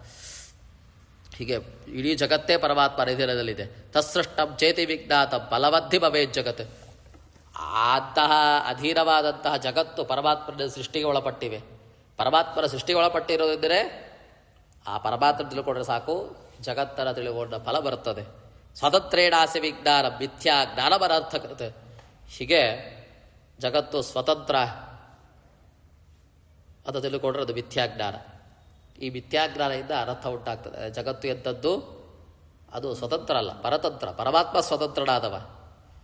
ಹೀಗೆ ಪರಮಾತ್ಮ ಸ್ವತಂತ್ರ, ಜಗತ್ತು ಅವನ ಅಧೀನ, ಅವ ಪ್ರಧಾನ, ಜಗತ್ತಿನ ಸದೃಶವುಳ್ಳವ ಅಂತ ತಿಳ್ಕೊಳ್ಳೋದೇ ನಿಜವಾದ ಯಥಾರ್ಥ ಜ್ಞಾನ. ಐದಾರ್ಥ ಜ್ಞಾನ. ಮಿಥ್ಯಾಜ್ಞಾನ ಯಾವುದು? ಜಗತ್ತನ್ನೇ ಸ್ವತಂತ್ರ ಅಂತ ತಿಳ್ಕೊಳ್ಳೋದು. ಇವಾಗ ಸ್ವತಂತ್ರ ಅಂತ ಬಂದ್ಬಿಡಿಯಾರೆ, ನಾನೇ ಅಹಂಕಾರ ದರ್ಪ, ಮತ್ತು ಇವಾಗ ಸ್ವತಂತ್ರ ಅಂತ ಅರ್ಥ ಆಯ್ತು. ಹಾಗಾದ್ರೆ ಇದು ಮಿಥ್ಯಾಜ್ಞಾನ ಅಂತ ಹೇಳ್ತಾರೆ. ಓದಿ ಬರ್ತಾನೆ ಪಾಪ, ಅವ ವಿಷಯ ಗೊತ್ತಿಲ್ಲ, ಎಲ್ಲ ತಿಳ್ಕೊಬಿಟ್ಟಿದ್ದೀರಿ ಇದು ಬರ್ತಾ, ಎಲ್ಲ ತಿಳ್ಕೊಂಡವ ಯಾರೂ ಇಲ್ಲ ಅಂತ ಅವ ಶ್ವೇತಕೇತುವಿನ ತಂದೆ ಹೇಳ್ತಾರಂತೆ. ಪರಮಾತ್ಮರನ್ನ ಯಾರೂ ಸಹಿತ ಪೂರ್ವಪೂರ್ಣವಾಗಿ ತಿಳ್ಕೊಳ್ಳಿಕ್ಕಾಗೋದಿಲ್ಲ. ಅದಕ್ಕೆ ಯಾಕೆ ದರ್ಪ, ಯಾಕೆ ಅಹಂಕಾರ ಅಂತ ತಿಳಿಸ್ತಾರೆ. ಹೀಗೆ ಮುಖ್ಯವಾಗಿ ಇಲ್ಲಿ ಹೇಳುವಂತಹ ವಿಷಯ ಏನು? ನಾರಾಯಣ ಯಾಕೆ ಈ ಕತೆ ಬರ್ತಿದೆ ಆಚಾರ್ಯ ಹೇಳ್ತಾರೆ. ನಾರಾಯಣ ಎಂದವ ಪ್ರಧಾನ, ನಾರಾಯಣ ಎಂದವ ಜಗತ್ತಿನ ಸದೃಶ, ನಾರಾಯಣ ಎಂದವ ಅವನ ಅಧೀನದಲ್ಲಿ ಇರುವಂತಹ ಈ ಜಗತ್ತು. ಹೀಗೆಲ್ಲ ಹೇಳೋದ್ರಿಂದ ಇಲ್ಲಿ ಭೇದ ಇದೆಯೋ ಅಭೇದ ಇದೆಯೋ? ಉಪನಿಷತ್ತು ಅದೇ ಉಪನಿಷತ್ತು ಅಬ್ರಹ್ಮಾಸ್ಮಿ ತತ್ವಮಸಿ ಹೇಳಿದಂತಹ ಉಪನಿಷತ್ತೆ ಮುಂದೆ ಹೀಗೆ ಹೇಳ್ತಾ ಇದೆ. ಈ ಕಥೆಯನ್ನು ಹೇಳ್ತಿರೋದು ಅಷ್ಟೇ, ಇಲ್ಲಿ ಉಪನಿಷತ್ತು ಹೇಳ್ತಿರೋದು ಶ್ರುತಿ. ಸೊ ಇಲ್ಲಿ ಏನಾಯ್ತು ಹಾಗಾದರೆ? ಭೇದವೇ ಇರೋದು ಅಂತ ಸ್ಪಷ್ಟ. ಹೀಗೆ ಅದೇಗ್ರಿ, ಒಂದರ ಜ್ಞಾನದಿಂದ ಎಲ್ಲದರ ಜ್ಞಾನದ ಫಲ ಹೇಗೆ ಬರ್ತದೆ? ಒಂದರ ಜ್ಞಾನದಿಂದ ಮತ್ತೊಂದು ಜ್ಞಾನ ಬರ್ತದೆ, ಇದು ಕಥಾರ್ಥ. ಅದು ಕಥಾರ್ಥವಾಗಿರುವಂತಹದ್ದು. ಒಂದು ರೀತಿಯಲ್ಲಿ ಒಂದರ ಜ್ಞಾನದಿಂದ ಎಲ್ಲದರ ಜ್ಞಾನವೂ ಬರ್ತದೆ. ಅವರ ತಿಳಿದುಕೊಂಡ್ರೆ ಸಾಕು, ಎಲ್ಲದರಿಂದ ಬರಬೇಕಾದ ಎಲ್ಲ ಫಲವೂ ದೊರಕ್ತದೆ. ಅದರ ಮುಂದಿನ ಶ್ರುತಿಯೇ ಹೇಳ್ತದೆ, ಏಕವಿಜ್ಞಾನೇನ ಸರ್ವ ವಿಜ್ಞಾತ ಭವತಿ ಅಂತ ಒಂದು ವಿಷಯ ಇದೆ. ಯಾವುದನ್ನು ತಿಳ್ಕೊಂಡ್ರೆ ಎಲ್ಲದರ ಅರಿವೂ ಬರ್ತದೆ, ಎಲ್ಲವನ್ನು ತಿಳ್ಕೊಂಡದಕ್ಕೆ ಸಮಾನವು. ಅದು ಪರಮಾತ್ಮನ ವಿದ್ಯೆ ಅಂತ ಅದನ್ನು ಹೇಳ್ತಾರೆ ಆಚಾರ್ಯ. ಯಥಾ ಚೈವೇಕ ಮೃತ್ಪಿಂಡ ಜ್ಞಾನಾದೇ ಸದೃಶತ್ವತಃ ಮೃಡ್ಮಯಂ ತದಾಕಾರ್ಯಂ ಚ ಜ್ಞಾತಂ ಮೃದಿತಿ ವೈ ಭವೇತ್ ಯಥೇವ ಮೃತ್ತಿಕಾ ಇತ್ಯಾದಿ ನಿತ್ಯನಾಮ ಪ್ರವೇದನಾತ್ ವಾಚಾರಬ್ಧಮಿ ಅನಿತ್ಯಂ ತು ಜ್ಞಾತಂ ತನ್ಮೂಲಮಿತ್ಯಪಿ. ವಾಚಾರಬ್ಧಂ ವಿಕಾರೋ ನಾಮಧೇಯಂ ಮೃತ್ತಿಕಾ ಇತ್ತೇವ ಸತ್ಯಂ ಅಂತಲ್ಲ ಮುಂದೆ ಬರ್ತದೆ ಉಪನಿಷತ್ತಿನಲ್ಲಿ. ಹೀಗೆ ಒಂದು ಮೃತ್ಪಿಂಡ ಅಂದರೆ ಮಣ್ಣಿನ ಒಂದು ಯಾವುದಾರೊಂದು ಆಕಾರ ಅಂತ ತಿಳ್ಕೊಳ್ಳಿ, ಅದು ಗಡಿಗೆಯೋ ಒಂದು ವಿಗ್ರಹವೋ, ಒಂದನ್ನು ತಿಳ್ಕೊಂಡ್ರೆ ಆ ಮಣ್ಣಿನಿಂದ ಮಾಡಿದಂತಹ ಬೇರೆ ಬೇರೆ ಪದಾರ್ಥಗಳನ್ನು ತಿಳ್ಕೊಳ್ತಿರೋ ಇಲ್ಲೋ? ಯಾವುದ್ರಿ ಮಣ್ಣಿನಿಂದ ಪದಾರ್ಥ ಮಾಡಿದ್ದು ಅಂದರೆ ಒಂದು ತೋರಿಸ್ತೀರ ನೀವು, ನೋಡಿ ಈ ಥರ ಇದ್ದರೆ ಇದು ಮಣ್ಣಿನಿಂದ ಮಾಡಿದ್ದು ಅಂತ. ಆ ಹುಡುಗ ಏನು ಮಾಡ್ತಾರೆ, ಆ ಮಣ್ಣಿನಿಂದ ಮಾಡಿರೋ ಬೇರೆ ಬೇರೆ ಪದಾರ್ಥಗಳನ್ನು, ಇದು ಹೀಗಿದೆ ಅಂದರೆ ಇದು ಮಣ್ಣಿನಿಂದ ಮಾಡಿದ್ದು, ಯಾಕೆ ಹಿಂದೆ ಅದನ್ನೇ ತಿಳಿಸಿದ್ದಾರೆ ಅಂತ. ಅರ್ಥ ಏನು? ಒಂದನ್ನು ತಿಳಿಯೋದ್ರಿಂದ ಒಂದು ಮೃತ್ಪಿಂಡ ಆಕಾರದ ವಿಷಯದ ಚಿಂತನೆಯಿಂದ ಬೇರೆ ಬೇರೆ ವೃತ್ತಿಯಿಂದ ಆದಂತಹ ಪದಾರ್ಥಗಳನ್ನು ಅವ್ರು ತಿಳ್ಕೊಳ್ತಾರೆ. ಸೊ ಏಕವಿಜ್ಞಾನೇನ ಬಹುವಿಜ್ಞಾನ ಭವತಿ. ಒಂದರ ಅರಿವಿಂದ ಬೇರೆ ಬೇರೆ ಅರಿವು ಬರ್ತಾ ಇದೆ ನಮಗೆ ಅಲ್ವಾ? ಈಗ ಒಂದು ಗಾಡಿ ನೋಡ್ತೀವಿ, ಒಂದು ಗಾಡಿ ಕಲಿತೀವಿ ನಾವು, ಎಲ್ಲ ಗಾಡಿ ಕಲಿಬೇಕು ಅಂತಿದ್ಯಾ? ಒಂದು ಟೂ ವೀಲರ್ ಕಲ್ತ್ರೆ ಎಲ್ಲ ಟೂ ವೀಲರ್ ಓಡಿಸ್ಬೋದು ನಾವು. ಇಲ್ಲ ನನಗೆ ಈಗ ಇದು ಮಾತ್ರ ಬರೋದು ಅಂದರೆ ಹುಚ್ಚ ಅಂತ ಹೇಳ್ತಾರೆ, ಅವ್ರಿಗೆ ಯಾವ ಅರಿವು ಇಲ್ಲ ಅಂತ ಹೇಳ್ತಾರೆ. ಒಂದು ಗೇರ್ ಗಾಡಿ ಬಂದರೆ ಎಲ್ಲ ಗೇರ್ ಗಾಡಿಗಳು ಬರಬೇಕು. ಒಂದು ಸೈಕಲ್ ಕಲ್ತ್ರೆ ಒಂದು ರೀತಿಯಲ್ಲಿರುವಂತಹ ಸೈಕಲ್ ಕಲ್ತ್ರೆ ಎಲ್ಲ ಸೈಕಲ್ ಕಲ್ತಿರಬೇಕು, ಓಡಿಸ್ತಾನವ. ಏಕವಿಜ್ಞಾನ ಸವಿಜ್ಞಾನ ಭವತಿ. ಅಥೈವ ಮೃತ್ತಿಕಾ ಇತ್ಯಾದಿ ನಿತ್ಯನಾಮ ಪ್ರವೇದನ. ಅಷ್ಟು ಮಾತ್ರವಲ್ಲ ನೋಡಿ, ಮೃತ್ತಿಕಾ ಅಂತ ಬಡ್ಡು ಅಂತ ಅರ್ಥ. ಮೃತ್ತಿಕಾ ಅಂದರೆ ಇದು ಯಾವ ಶಬ್ದ? ಮೃತ್ತಿಕಾ ಅಂತ ಅನ್ನೋದು ಸಂಸ್ಕೃತ ನಿತ್ಯ ಶಬ್ದ, ನಿತ್ಯವಾದಂತಹ ಸಂಸ್ಕೃತ ಶಬ್ದ. ಅದನ್ನು ಹೇಳ್ತಾ ಇದ್ದಾರೆ ಆಚಾರ್ಯ. ನಿತ್ಯನಾಮ ಪ್ರವೇದನಾಥ. ಮೃತ್ತಿಕಾ ಎಂಬುವಂತಹ ನಿತ್ಯವಾದಂತಹ ಸಂಸ್ಕೃತದ ಚಿಂತನೆಯಿಂದ ಅನಿತ್ಯವಾದಂತಹ ಬೇರೆಗಳ ಜ್ಞಾನವೂ ಬರ್ತದೆ ನಮಗೆ. ವಾಚಾರಬ್ಧಂ ಅನಿತ್ಯಂ ತು ಜ್ಞಾತಂ ತನ್ಮೂಲಮಿತ್ಯಪಿ. ಕನ್ನಡದಲ್ಲಿ ಮಣ್ಣು ಅಂತ ಹೇಳ್ತೇವೆ, ಬೇರೆ ಬೇರೆ ಪದಗಳು ಅದನ್ನು ಕುರಿತು ಹೇಳ್ತಾವೆ, ಅದರ ಅರಿವು ಮೂಡ್ತದೆ ನಮಗೆ. ಹೀಗೆ ಏವಂ ಕಾರಣಭೂತೋಸೋ ಭಗವಾನ್ ಪುರುಷೋತ್ತಮ ಪ್ರಧಾನಶ್ಚ ಸ್ವತಂತ್ರಶ್ಚ ತನ್ಮೂಲಮಖಿಲಂ ಜಗತ್ ತದಧಾರಂ ವಿಮುಕ್ತೋ ಚ ತದೀರಂ ಸದಾ ಸ್ಥಿತಂ. ಹೀಗೆ ಪರಮಾತ್ಮ ಎಂತವ ಎಲ್ಲದಕ್ಕೂ ಕಾರಣ, ಪುರುಷೋತ್ತಮ, ಅದರ ಸರ್ವಶ್ರೇಷ್ಠನಾದವ, ಪ್ರಧಾನನಾದವ, ಸ್ವತಂತ್ರನಾದವ. ತನ್ಮೂಲಂ ಅಖಿಲಂ ಜಗತ್, ಅವನೇ ಜಗತ್ತಿಗೆ ಆಧಾರ. ತನ್ಮೂಲಂ ಅಖಿಲಂ ಜಗತ್, ಇದೀ ಜಗತ್ತಿಗೆ ಆಧಾರನಾದವ. ಅಂತಹ ಈ ಜಗತ್ತು ಎಂಥದ್ದು? ಪರಮಾತ್ಮನ ಆಧಾರಕ್ಕೆ ಒಳಪಟ್ಟಿವೆ. ವಿಮುಕ್ತೋ ಚ ತದೀರಂ ಸದಾ ಸ್ಥಿತಂ. ಹೀಗೆ ಅವನಿಂದಲೇ ವಿಮುಕ್ತಿಯನ್ನು ಪಡಿತವೆ. ಅವನ ಅಧೀನದಲ್ಲೇ ಇದೆ, ಅವನ ಆಧಾರದಲ್ಲೇ ಇದೆ, ಅವನ ಅಧೀನದಲ್ಲೇ ಇದೆ, ಅವನಿಂದಲೇ ಮುಕ್ತಿಯನ್ನು ಪಡಿತದೆ. ಹೀಗೆ ಎಲ್ಲವೂ ಪರಮಾತ್ಮನಲ್ಲೇ ಆಶ್ರಯವೂ ಹೊಂದಿದೆ ಅಲ್ವಾ? ಸಸೂಕ್ಷ್ಮೋ ವ್ಯಾಪಕ ಪೂರ್ಣ ತದೀಯ ಅಖಿಲಂ ಜಗತ್ ತಸ್ಮಾ ತದೀಯ ತ್ವಮಸಿ ನೈವ ಸೋಸಿ ಕಥಂಚನ. ಹೀಗೆ ಸೂಕ್ಷ್ಮ ಜೀವಿಯಾದವ ಪರಮಾತ್ಮ. ಜೀವಿ ಅಂದರೆ ಜೀವಿಯಲ್ಲ, ಸೂಕ್ಷ್ಮನಾದವ. ಅತ್ಯಂತ ಸೂಕ್ಷ್ಮವಾದಂತಹ ಜೀವಸ್ವರೂಪದ ಒಳಗೂ ಇದ್ದಾನೆ, ವ್ಯಾಪಕನಾಗೂ ಇದ್ದಾನೆ, ದೇಶತಃ ಕಾಲತಃ ವ್ಯಾಪ್ತನಾಗೂ ಇದ್ದಾನೆ ಪರಮಾತ್ಮ, ಪರಿಪೂರ್ಣನಾಗೂ ಇದ್ದ. ತದೀಯಂ ಅಖಿಲಂ ಜಗತ್, ಹೀಗೆ ಎಲ್ಲ ಜಗತ್ತೂ ಅವನದೇನೆ, ಅವನನ್ನೇ ಆಶ್ರಯಿಸಿವೆ. ತಸ್ಮಾ ತದೀಯತ್ವಮಸಿ ದೈವಸೋಸಿ ಕಥಂಚನ, ಹೀಗೆ ಎಲ್ಲವೂ ಪರಮಾತ್ಮನೇ ಸೇರಿದ್ದು. ಇಡೀ ಜಗತ್ತೇ ಯಾರದು?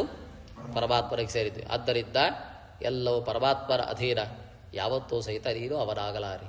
ಹೀಗೆಲ್ಲ ಹೇಳಿದ್ರೆ, ಹೀಗೆಲ್ಲ ಹೇಳಿ ಕೊನೆಯಲ್ಲಿ ಅಂತಹ ಅವನು ನೀನಾಗ್ತಿ ಅಂತಂದ್ಬಿಟ್ರೆ, ಎಲ್ಲ ಆದವ ಅವನೇ ನೀನು ಅಂತಂದ್ಬಿಟ್ರೆ ನಾವೇ ಒಪ್ಪಲ್ಲ. ಇದು ಅವರೇ ಒಪ್ಪಲು ನಾವು ಒಪ್ಪಲ್ಲ, ಸುಮ್ಮನೆ ಹೇಳ್ತಿರೋದು ಹೀಗೆ. ಹೀಗೆ ತಮಸಿ ದೈವ ಸೋಸಿ ಕಥಂಚನ, ಯಾವತ್ತೂ ಸಹಿತ ಅಂಥವ ವ್ಯಕ್ತಿ ಆಗಲಾರ. ಹೇಳ್ತಾ ಇರೋದೇನು ಅಂದರೆ ವಾಚಾರಂಭ ವಿಕಾರೋ ನಾಮಧೇಯ ಬದ್ಧ.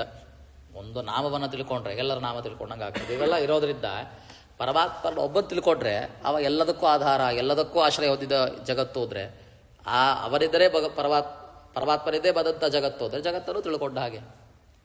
ಗತಾರ್ಥ ಅಷ್ಟೇ, ಅದು ಗತಾರ್ಥ ತಿಳ್ಕೊಂಡ ಹಾಗೆ. ಅದು ನಿತ್ಯನಾದ ಪರಮಾತ್ಮನ ತಿಳ್ಕೊಳ್ಳೋ ಮುಖಾಂತರವಾಗಿ ನಿತ್ಯ ವಸ್ತುಗಳು ಬೇರೆ ಅಂದರೆ ಜೀವಗಳು ತಿಳ್ಕೊಂಡಾಗ್ತದೆ, ಅನಿತ್ಯವಾದಂತಹ ಜಡ ಪದಾರ್ಥಗಳು ತಿಳ್ಕೊಂಡಾಗ್ತದೆ ಅಂತ. ಹೀಗೆ ವಾಚಾರಂಭಣ ವಿಕಾರೋ ನಾಮಧೇಯ ಬದ್ಧ, ಇದರ ಪೂರ್ವಕವಾಗಿ ಪರಮಾತ್ಮ ಅಂತ ತಿಳಿದ್ರೆ ಎಲ್ಲವೂ ತಿಳಿದಾಗ ಆಗ್ತದೆ, ಜಗತ್ತನ್ನು ತಿಳಿದಾಗ ಆಗ್ತದೆ. ಅಂತಹ ಜಗತ್ತು ಪರಮಾತ್ಮನಿಂದ ಭಿನ್ನ ಆದರೂ ತಿಳ್ಕೊಂಡಾಗ ಆಗ್ತದೆ. ಅಷ್ಟು ಮಾತ್ರವಲ್ಲ, ನೋಡಿ ತತ್ವಮಸಿ ಅಂತ ಶ್ರುತಿ ಉಪನಿಷತ್ತು ತಿಳಿಸ್ತಾ ಇದೆ. ಅಲ್ಲಿ ಬೋಧಿಸಲ್ಪಟ್ಟಂತಹ ತತ್ವ ಅದರ ವಿವರಣೆ ಮಾಡಲಿಕ್ಕೆ ಉದಾಹರಣೆಯಾಗಿ 9 ಉದಾಹರಣೆ ಕೊಡ್ತಾರಂತೆ. 9 ಉದಾಹರಣೆಯಲ್ಲೂ ಸಹಿತ ಒಂದೇ ಒಂದು ಉದಾಹರಣೆಯಲ್ಲೂ ಅಭೇದ ಇಲ್ಲ, ಅದನ್ನು ತಿಳಿಸ್ತಾರೆ ಮುಂದೆ. ಅಲ್ಲಿ ಎಲ್ಲಿ ಬಂದಿದೆ ಶ್ರುತಿ, ಅಹಂ ಬ್ರಹ್ಮಾಸಿ ತತ್ವಮಸಿ ಅಂತ ಬಂದಿದೆ ಶ್ರುತಿ. ಆ ಶ್ರುತಿಗೆ ಉದಾಹರಣೆ ಹೇಳಲಿಕ್ಕೆ ತತ್ವಮಸಿ, ಅದಕ್ಕೇನು ಉದಾಹರಣೆ? ತತ್ ಅಂದರೆ ಪರಮಾತ್ಮ, ತ್ವಮಸಿ ಅಂದರೆ ಅವ ಏನಾಗಿದ್ದಾನೆ, ತ್ವಮ ಪದಕ್ಕೆ ಅರ್ಥ ಹೇಳಿದ್ರು ಆಚಾರ್ಯರು, ತೇಜಸ್ವರೂಪನಾಗಿದ್ದಾರೆ ಅಂತ. ಇದಕ್ಕೆ ಉದಾಹರಣೆಯಾಗಿ 9 ವಿಷಯ ಹೇಳಿದಾರಂತೆ. ಅದು ಒಂದು ವೇಳೆ ಅಭೇದ ಪರವಾಗಿದ್ದರೆ ಉದಾಹರಣೆ ಅಭೇದ ಪರವಾಗಿರ್ಬೇಕಿತ್ತು. ಯಾವತ್ತೂ ಆ ಸದೃಶವಾಗಿ ಉದಾಹರಣೆ ಹೇಳೋದು ಅಭೇದ ಪರವಾಗಿರ್ಬೇಕಿತ್ತು. ಹಾಗೆ ಇಲ್ವೇ ಇಲ್ಲ, ಅದನ್ನೇ ಹೇಳ್ತಾರೆ ಮುಂದೆ. ಹೀಗೆ ಮೊದಲು ತೋಳಿ 9 ದೃಷ್ಟಾಂತದಲ್ಲಿ ಯಾವತ್ತೂ ಸಹಿತ ಭೇದವನ್ನೇ ಹೇಳ್ತಿದೆ ಅಂತ ಹೇಳ್ತಾರೆ. ಯಥಾ ಪಕ್ಷೀ ಚ ಸೂತ್ರಂ ಚ ನಾನಾ ವೃಕ್ಷರಸ ಅಪಿ ಯಥಾ ನದ್ಯಃ ಸಮುದ್ರಶ್ಚ ಯಥಾ ವೃಕ್ಷಪರಾವಪಿ. ಮೊದಲು ನೋಡೋಣ, ಯಥಾ ಪಕ್ಷೀ ಚ ಸೂತ್ರಂ ಚ. ಮೊದಲು ತತ್ವಮಸಿ ಎಂಬುವಂತಹ ಶ್ರುತಿಗೆ ಉದಾಹರಣೆ ಕೊಟ್ಟಿದ್ದೆ ಪಕ್ಷಿ ಮತ್ತು ಸೂತ್ರ. ಪಕ್ಷಿ ಅಂದರೆ ಯಾವುದು? ಒಂದು ಪಕ್ಷಿ. ಸೂತ್ರ ಅಂದರೆ ಅದು ಕಟ್ಟಿದಂತಹ ಒಂದು ದಾರ. ಪಕ್ಷಿಗೆ ದಾರವನ್ನು ಕಟ್ಟಿದ್ದಾರೆ ಅಂತ. ಇಲ್ಲಿ ಪಕ್ಷಿ ಮತ್ತು ದಾರ ಒಂದೇನಾ ಅಲ್ವಾ? ದಾರ ಕಟ್ಬಿಟ್ಟಿದ್ರೆ ಪಕ್ಷಿಗೆ ದಾರ ಒಂದೇ ಆಗ್ತದೆ, ಅಥವಾ ದಾರ ಪಕ್ಷಿಗೆ ಸುತ್ತುವರ್ಕೊಂಡ್ಬಿಟ್ಟಿದ್ರೆ ದಾರ ಪಕ್ಷಿ ಒಂದೇ ಆಗ್ತದೆ? ಇಲ್ಲ. ತಲಾ ವೃಕ್ಷರಸ ಅಪಿ, ಜೇನುತುಪ್ಪದ ದೃಷ್ಟಾಂತ ನೆಕ್ಸ್ಟ್. ಫಸ್ಟು ಒಂದು ಪಕ್ಷಿ ಮತ್ತು ಅದಕ್ಕೆ ಶಕುನಿ ಮತ್ತು ಅಂದರೆ ಪಕ್ಷಿಗೆ ಮತ್ತು ದಾರ. ನಂತರ ಜೇನುತುಪ್ಪದ ದೃಷ್ಟಾಂತ. ನಾನಾ ರಸಗಳು ಯಾವುದರಲ್ಲಿ? ನಾನಾ ವೃಕ್ಷಗಳಲ್ಲಿ ಬೆಳೀತವೆ. ಹೀಗೆಲ್ಲವೂ ಒಂದೇ ಆಗ್ತದೆ. ಈ ವೃಕ್ಷದಲ್ಲಿ ಬೆಳೆಯುವ ಜೇನುತುಪ್ಪ ಬೇರೆ, ಮತ್ತೊಂದು ವೃಕ್ಷದಲ್ಲಿ ಬೆಳೆಯುವಂಥ ಜೇನುತುಪ್ಪಗಳೇ ಬೇರೆ. ನಂತರ ಯಥಾ ನದ್ಯಃ ಸಮುದ್ರಶ್ಚ, ಮೂರನೇದು. ಆ ರಸಗಳೇ ಬೇರೆ. ನದಿ ಅಭಿಮಾನಿ ದೇವತೆಗಳು. ನದಿ ಅಂದರೆ ನದಿ ಅಂತಲ್ಲ ಮಾತ್ರ ಅರ್ಥ, ಇಲ್ಲಿ ನದಿ ಅಭಿಮಾನಿ ದೇವತೆಗಳು ಮತ್ತು ಸಮುದ್ರ ನದಿಗಳು ಬೇರೆನೇ. ನದಿ ಹೋಗಿ ಸಮುದ್ರಕ್ಕೆ ಸೇರಿದ್ರು ಸಂಗಮ ಅಂತ ಹೇಳ್ತೀವಿ, ನದಿನೇ ಸಮುದ್ರವಾಯಿತು ಅಂತ ಹೇಳಲ್ಲ, ಅಥವಾ ಸಮುದ್ರವೇ ನದಿ ಆಗೋಯ್ತು ಅಂತ ಹೇಳಲ್ಲ. ಹಾಗಿದ್ದಿದ್ರೆ ನದಿ ಅಂತ ಯಾವುದನ್ನು ಕರಿಬಾರ್ದು, ಅಥವಾ ಹಾಗಿದ್ದರೆ ಯಾವುದು ಸಮುದ್ರ ಅಂತ ಕರಿಬಾರ್ದು, ಎಲ್ಲ ಬೇರೆ. ಯಥಾ ವೃಕ್ಷಪರ ಅಪಿ. 4ನೇ ಇದೇನು? ವೃಕ್ಷ. ವೃಕ್ಷ ಅಂದರೆ ವೃಕ್ಷಪರ. ವೃಕ್ಷ ಅಂದರೆ ಜೀವ ಅಂತ, ಪರ ಅಂದರೆ ಪರ, ಶ್ರೇಷ್ಠನಾದವ. ಯಾರು? ಜೀವ ಮತ್ತು ಪರಮಾತ್ಮ ಅಂತ. ವೃಕ್ಷ ದೃಷ್ಟಾಂತದಲ್ಲಿ ಬರುವಂತಹ ವೃಕ್ಷ ಜೀವ ಮತ್ತು ಅನಿರುದ್ಧನಾಮಕನಾದಂತಹ ಪರಮಾತ್ಮ ಅಷ್ಟೇ, ಅವರು ಅಷ್ಟೇ, ಎರಡು ಬೇರೆ ಬೇರೆನೆ. ನಂತರ ಯಥಾಧಾನ ಪರಶ್ಚೈವ. ನಂತರದಲ್ಲಿ ಯಾವುದು 1 ಆಯಿತು, 2 ಆಯಿತು, 3 ಆಯಿತು, 4 ಆಯಿತು, ಐದನೇದು ಯಾವುದು ಯಥಾ ಧಾರಾಹ. ಧಾರಾಹ ಅಂತಂದರೆ ಈಗ ವಟವೃಕ್ಷ ನೆಗ್ರೋಧ ಫಲ ಅಂತ, ಅಲ್ಲಿ ಸೂಕ್ಷ್ಮ ಬೀಜಗಳಿವೆ, ಬಹಳಷ್ಟು ಬೀಜಗಳು ಬರಲೇಬೇಕು ಅದರಲ್ಲಿ. ಅದು ಒತ್ತೊತ್ತು ಬೆಳೀತಾ ಹೋಗ್ತದೆ. ಅದು ಒಂದು ಬೀಜ ಇದೆ ಮತ್ತೊಂದು ಬೀಜ ಇದೆ ಮತ್ತೊಂದು ಚಿಗುರಿ ಬೆಳೀತಾ ಹೋಗ್ತವೆ. ಹೀಗೆ ಆ ಬೀಜಗಳಿಗೂ ಅಲ್ಲಿ ಸೂಕ್ಷ್ಮ, ಆ ಬೀಜವೇ ಸೂಕ್ಷ್ಮ, ಅದರಲ್ಲೂ ಸೂಕ್ಷ್ಮರಾದ ಪರಮಾತ್ಮರಿಗೂ. ಬೀಜಗಳೇ ಬೇರೆ, ಸೂಕ್ಷ್ಮರಾದ ಪರಮಾತ್ಮರೇ ಬೇರೆ. ಯಥೈವ ಲವಣೋದಕ ಅಂದರೆ ಉಪ್ಪು ನೀರು. 6ನೇದು ಉಪ್ಪು ನೀರು ಅಂತಿರ್ತೀವಿ, ಕರ್ಗೋಗಿರುತ್ತೆ, ಉಪ್ಪೊತ್ತು ಕರ್ಗೋಗಿರುತ್ತೆ ನೀರಲ್ಲಿ. ಉಪ್ಪು ನೀರು ಅಂತಂದಮೇಲೆ ಅಲ್ಲಿ ಉಪ್ಪು ನೀರು ಬೇರೆಡ ಅಥವಾ ಉಪ್ಪು ನೀರು ಒಂದೇ ಅಂತ ಹೇಳ್ತೀರೋ ನೀವು? ಉಪ್ಪು ನೀರು ಒಂದೇ ಅಂತಂದರೆ ಎಲ್ಲ ನೀರು ಉಪ್ಪಾಗಿರ್ಬೇಕಿತ್ತು. ಉಪ್ಪು ನೀರು ಒಂದೇ ಆಗಿದ್ದರೆ ಎಲ್ಲ ಉಪ್ಪು ನೀರಾಗಿರ್ಬೇಕಿತ್ತು. ಇಲ್ವಲ್ಲ, ಉಪ್ಪೇ ಬೇರೆ ನೀರೇ ಬೇರೆ, ಸೇರಿದೆ ಅಷ್ಟೇ ಅಲ್ಲಿ. ಯಥಾ ಪುರುಷ ದೇಶೋಚ, ಪುರುಷ ದೇಶ. ಯಾರೋ ಒಬ್ಬ ಒಂದು ದೇಶದಲ್ಲಿದ್ದಾರೆ, ಅದು ಶ್ರುತಿಗಳು ಸ್ಮೃತಿಗಳು ಹೇಳುವಾಗ, ಶಾಸ್ತ್ರದಲ್ಲಿ ತಿಳಿಸುವಾಗ ಒಂದು ಪುರುಷ ದೇಶ ಅಂತ ಹೇಳುವಾಗಲೇ ಯಾವ ಪುರುಷ ದೇಶ ತಗೊಳ್ತಾರೆ ಅಂದರೆ ಗಾಂಧಾರ ಪುರುಷ ಅಂತ. ಗಾಂಧಾರ ಪುರುಷ ಒಬ್ಬ ಇದ್ದಾರೆ, ಗಾಂಧಾರ ದೇಶದ ಪುರುಷ. ಗಾಂಧಾರ ದೇಶದ ಪುರುಷ ಆದ ಕೂಡಲೇ ಆ ಪುರುಷ ಗಾಂಧಾರ ದೇಶ ಒಂದೇನ? ಗಾಂಧಾರ ದೇಶದಲ್ಲಿ ಪುರುಷ ಇದ್ದಾರೆ, ಗಾಂಧಾರ ದೇಶಕ್ಕೆ ಸಂಬಂಧಪಟ್ಟ ಒಬ್ಬ ಪುರುಷ ಇದ್ದಾರೆ ಅಂತ ಹೇಳ್ತೀವಿ ಹೊರತು ಗಾಂಧಾರ ಮತ್ತು ಪುರುಷ ಒಂದೇ ಆಗ್ತದ? ಇಲ್ಲ. ಯಥಾ ಜ್ಞಾನದಾವಪಿ. ಕೊನೆಯದು 9ನೇದು ಯಾವುದು? ಅಜ್ಞಾನಿಗೆ ಪ್ರಾಣಾದಿಗಳಿಗೆ ನ್ಯಾಯಕರಾದಂಥವ ಯಾರು? ಪರಮಾತ್ಮ. ಹೀಗೆ ಸರ್ವತಃ ಅಲ್ಲಿ ಹೇಳ್ತಿರೋದು ಯಾವುದು? ಒಬ್ಬ ಅಜ್ಞಾನಿಯಾದವ, ಅವರಿಗೆ ಪ್ರಾಣಧಾರಕನಾಗಿ ನಿಯಾಮಕರಾದವ ಪರಮಾತ್ಮ. ಎರಡು ಬೇರೆ ನೋಡಿ, ಒಬ್ಬ ಅಜ್ಞಾನಿ ಒಬ್ಬ ಜ್ಞಾನಿ ಅಂತ ಅಲ್ಲಿ ಭೇದ ಹೇಳ್ತೀವಿ, ಆ ಭೇದ ಹೇಳ್ತಾ ಇದ್ದೀವಿ. ನೆಕ್ಸ್ಟು ಯಥಾಸ್ಥೇನ ಅಪಹಾರ್ಯೋಚ ತಥಾ ತ್ವಂ ಚ ಪರಸ್ಥತ. ಸ್ಥೇರ ಮತ್ತು ಅಪಹಾರ್ಯ. ಸ್ಥೇರ ಅಂದರೆ ಒಬ್ಬ ಕಳ್ಳ, ಅವ ಅಪಹಾರ್ಯ, ಅವನಿಂದ ಅಪಹಾರ ಮಾಡಲ್ಪಟ್ಟಂತಹ ವಸ್ತು ಮತ್ತು ಕಳ್ಳ ಒಂದೇ ಆಗ್ತದ ಇಲ್ಲಿ? ಕಳ್ಳ ಕದ್ಕೊಂಡು ಹೋದ ಅಂತಂತೆ, ಅದು ಎರಡು ಒಂದೇ ಆದರೆ ಕಳ್ಳ ಅಂತ ಹೇಳ್ಬೇಕಷ್ಟೆ, ಕದ್ಕೊಂಡು ಹೋದ ಅಂತ ಹೇಳ್ಬಾರ್ದು. ಕಳ್ತನವಾದ ಪದಾರ್ಥ ಅಂತ ಹೇಳ್ಬೇಕಷ್ಟೆ, ಕಳ್ಳ ಅಂತ ಹೇಳ್ಬಾರ್ದು, ಎರಡು ಬೇರೆಯಾಗಿ ಹೇಳ್ತೀವಿ. ಹೀಗೆ ತಥಾ ತ್ವಂಚ ಪರಸ್ತತ, ಹಾಗೆ ನೀನು ಮತ್ತು ಪರಮಾತ್ಮ ಸರ್ವಥಾ ಭಿನ್ನರೇ ಹೊರತು ಅಭಿನ್ನರಲ್ಲ. ಭಿನ್ನೋ ಸ್ವಭಾವತೋ ನಿತ್ಯಂ ನಾನಾಯೋರ ಏಕತಾ ಕ್ವಚಿತ್ ನಾ ಅನಯೋರೇಕತಾ ಕ್ವಚಿತ್. ಅವರಲ್ಲಿ ಸ್ವಭಾವತಃ ಭಿನ್ನತ್ವವಿದೆ ಹೊರತು ಯಾವತ್ತಿಗೂ ಸಹಿತ ಏಕತ್ವ ಇಲ್ವೇ ಇಲ್ಲ, ಐಕತ್ವ ಇಲ್ವೇ ಇಲ್ಲ. ಇವ ಭೇದೋಕಿಲಸ್ಯಾಪಿ ಸ್ವತಂತ್ರಾತ್ ಪರಮೇಶ್ವರಾತ್. ಆದ್ದರಿದ್ದರೆ ಎಲ್ಲ ಭೇದವೇ ನಮಗೂ ಪರಮಾತ್ಮರಿಗೆ ಸರ್ವತಾ ಭೇದವೇ ಹೊರತು ಯಾವ ರೀತಿಯಲ್ಲೂ ಅಭೇದ ಇಲ್ಲ. ಪರಮಾತ್ಮಗೆತ್ತವ ಸ್ವತಂತ್ರಾತ್ ಪರಮೇಶ್ವರಾತ್ ಪರತಂತ್ರ ಸ್ವತಂತ್ರೇಣ ಕಥಮೇಕ್ಯಮವಾಪ್ನುಯಾತ್. ಅವ ಪರಮೇಶ್ವರ, ಪರಮಶ್ರೇಷ್ಠ, ಸ್ವತಂತ್ರ, ನಾವೆಲ್ಲ ಪರತಂತ್ರರು, ಯಾವ ಐಶ್ವರ್ಯವೂ ಇಲ್ಲ. ಈಗಲ್ಲ ಒಂದೇ ಆಗ್ಲಿಕ್ಕೆ ಆಗ್ತದ? ಆಗೋದಿಲ್ಲ. ಸಜೀವನಾಮ ಭಗವಾನ್ ಪ್ರಾಣಧಾರಣ ಹೇತುತಃ ಉಪಚಾರೇಣ ಜೀವಾಖ್ಯ ಸಂಸಾರಿಣಿ ನಿಗದ್ಯತೆ ತದೈನಮಿದಂ ಸರ್ವಂ ನಾಣ್ಯಧೀನ ಸ ಈಶ್ವರ. ಜೀವ ಅಂದರೆ ಜೀವಪದಕ್ಕೂ ವಾಚನ ಅದೋ ಪರಮಾತ್ಮ. ಯಾಕೆಂದರೆ ಜೀವ ಅಂದ್ರೆ ಅರ್ಥ ಏನು ಅಂದರೆ ಪ್ರಾಣಧಾರಣ ಹೇತುತಃ, ಪ್ರಾಣಧಾರಣಕ್ಕೆ ಕಾರಣನಾದವ, ನಿಯಾಮಕನಾದವ, ಪ್ರಾಣಧಾರಣೆಗೆ ನಿಯಾಮಕನಾದವನನ್ನೇ ಜೀವ ಅಂತ ಪದವಾಚ್ಯ ಇರೋದು. ಸೊ ಇದು ಎಲ್ಲಿದೆ ಹಾಗಾದರೆ? ಜೀವನಲ್ಲೇ ಇರೋದು. ಪರಮ ಮುಖ್ಯ ವೃತ್ತಿಯಿಂದ ಪರಮಾತ್ಮನಲ್ಲಿದೆ, ಅಮುಖ್ಯವಾಗಿ ಜೀವನಲ್ಲಿದೆ. ಯಾಕೆ? ಜೀವ ಪ್ರಾಣವನ್ನು ಪಡಿತಾನಾದ್ರಿಂದ ಅವ ಜೀವ ಅಷ್ಟೇ, ಇದು ಅಮುಖ್ಯವಾಗಿ. ಅಂತಹ ಜೀವಕ್ಕೆ ಜೀವದ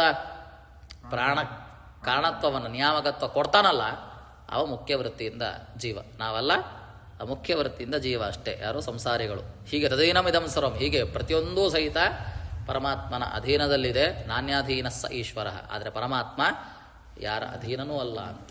ಹೀಗೆ ಎಲ್ಲದರ ಚಿಂತನೆಯಲ್ಲಿ ಭೇದವೆಲ್ಲ ಹೇಳ್ತಲ್ಲ, ಅಭೇದವನ್ನೇ ಹೇಳ್ತಿಲ್ಲ, ಭೇದವನ್ನೇ ಹೇಳ್ತಿರೋದು.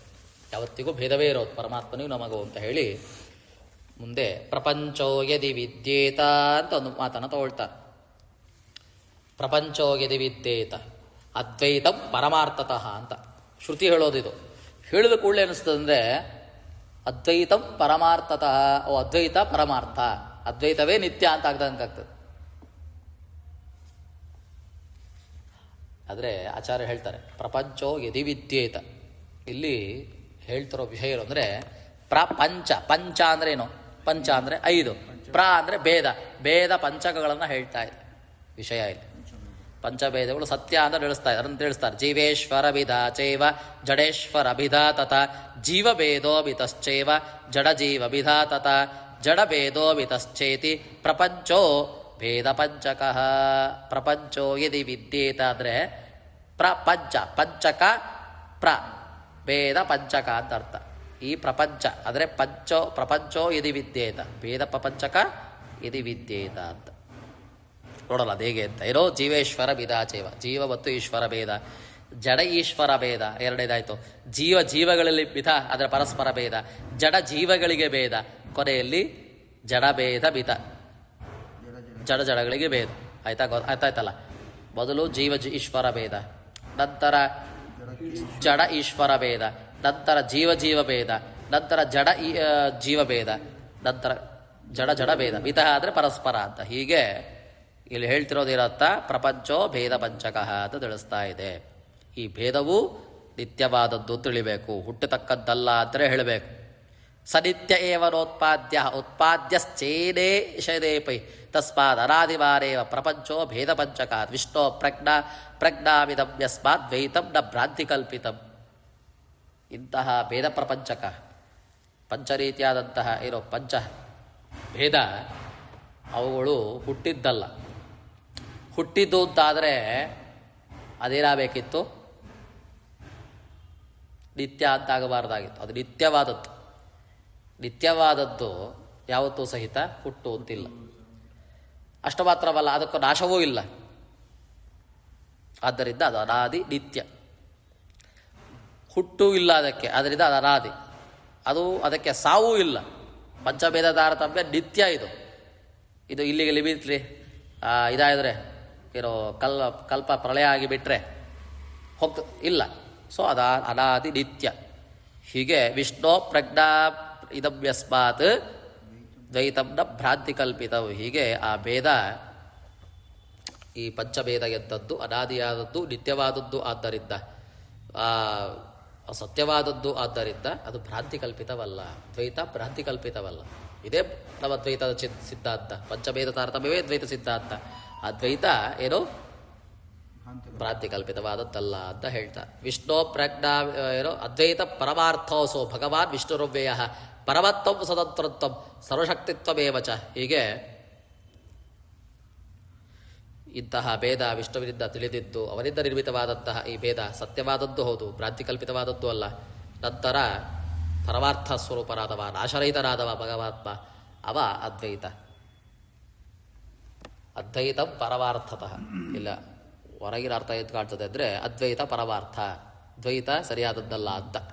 ಅದ್ವೈತ ಪರಮಾರ್ಥತಃ ಎಂಬುದಕ್ಕೆ ಆಚಾರ್ಯ ಹೇಳ್ತಾರೆ, ಅದ್ವೈತ ಪರಮಾರ್ಥಾಸೋ ಭಗವಾನ್ ವಿಷ್ಣು ಎಂತವ ಅವ್ಯಯ, ಅಂದರೆ ನಾಶರಹಿತನಾದವ, ಅವ ಪರಮಾರ್ಥ ಅವ, ಅಂದರೆ ಯಥಾರ್ಥ ಜ್ಞಾನ ಸ್ವರೂಪನವ, ಪರಿಪೂರ್ಣ ಎಲ್ಲದರ ಯಥಾರ್ಥ ಜ್ಞಾನ ಇರುವಂಥವ, ನಾಶರಹಿತ, ಸ್ವತಂತ್ರ, ಎಲ್ಲವನ್ನೂ ತನ್ನ ಅಧೀನದಲ್ಲಿಟ್ಟುಕೊಂಡವ, ಎಲ್ಲದಕ್ಕೂ ಆಧಾರ. ಆದ್ದರಿಂದ ಅವ ಅದ್ವೈತ. ಅವನ ಹಾಗೆ ಮತ್ತೊಬ್ಬ ಇಲ್ಲ. ಅದ್ವೈತ ಅರ್ಥ ಏನು? ಅದ್ವಿತೀಯ ಅಂತ ಅರ್ಥ. ಪರಮಾತ್ಮನಿಗೆ ಸಮಾನಾದವ ಯಾರಿಲ್ಲ ಅಂತ ಹೇಳ್ತಾರದು. ಅದ್ವೈತಂ ಪರಮಾರ್ಥತಃ, ಪರಮಾತ್ಮನಿಗೆ ಸಮಾನಾದ ಮತ್ತೊಬ್ಬ ಇಲ್ಲ, ಅವ ಅದ್ವೈತ. ಯಾಕೆ? ಅವ ಪರಮಾರ್ಥ.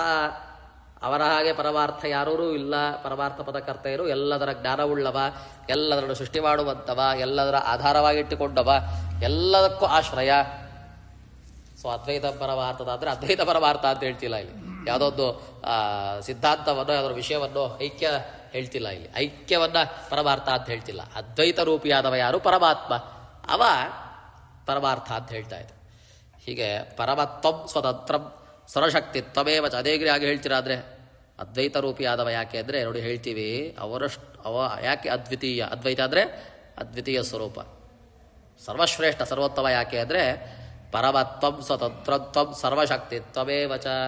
ಎಲ್ಲರೂ ಕಾಣ್ತದ ಇದು ಪರಮತ್ವ, ಎಲ್ಲರೂ ಕಾಣ್ತದ ಸ್ವತಂತ್ರತ್ವ, ಎಲ್ಲರೂ ಕಾಣ್ತದ ಸರ್ವಶಕ್ತಿತ್ವ, ಅಂದರೆ ಅವ ಅದ್ವೈತ. ಸರ್ವಜ್ಞತ್ವ ಪರಾನಂದ ಸರ್ವಸ್ಯ ತದೀರತ. ಸರ್ವಜ್ಞತ್ವ ಎಲ್ಲರೂ ಇದೆಯಾ? ಪರಾರಬ್ಧ, ಪರಿಪೂರ್ಣ ಆರಬ್ಧ, ಶ್ರೇಷ್ಠ ಆರಬ್ಧ, ಸರ್ವಸ್ಯ ತದೀರತ, ಎಲ್ಲರನ್ನೂ ಅಧೀನದಲ್ಲಿ ಇಟ್ಕೊಳ್ಳುವಂಥ ಒಬ್ಬ ವ್ಯಕ್ತಿ ಇದ್ದಾನ. ಇತ್ಯಾದಯೋ ಗುಣ ವಿಷ್ಣು ದೇವಾನ್ಯಸ್ಯ ಕಥಂಚನ. ಇಂತಹ ಗುಣಗಳು ಯಾರಲ್ಲಿ ಪರಿಪೂರ್ಣವಾಗಿ ತುಂಬಿಕೊಂಡಿವೆ ಅನಂತ ರೀತಿಯಲ್ಲಿ ಪರಮಾತ್ಮರಲ್ಲಿ ಬೇರೆ ಯಾರಲ್ಲೂ ಇಲ್ಲ. ಆದ್ದರಿಂದ ಅವ ಎಂತವ ಅದ್ವೈತ ಪರಮಾರ್ಥತ. ಅಂತಹ ಅದ್ವೈತ ರೂಪಿ ಪರಮಾತ್ಮ ಪರಮಾರ್ಥನ ಸ್ವರೂಪನಾದವ. ಹೀಗೆ ಅಭಾವ ಪರಮದ್ವೈತೆ ಸತ್ಯೇವ ಹ್ಯಪರಾಡಿತು ವಿಕಲ್ಪೋ ವಿನಿವರ್ತೇತ ಕಲ್ಪಿತೋ ಯದಿಕೇನಚಿತ್ ಅದ್ವೈತ ಜ್ಞಾನಿನಾಂ ಪಕ್ಷೆ ನ ತಸ್ಮಾತ್ ವಿದ್ಯತೆ ಕ್ವಚಿತ್ ಇತ್ಯಾದಿ ಶ್ರುತಿಭ್ಯ ಅರ್ಥಾಂತರಸ್ಯೇವ ಅವಗತತ್ವಾತ್. ಹೀಗೆ ನಂತರದ ವಿಷಯ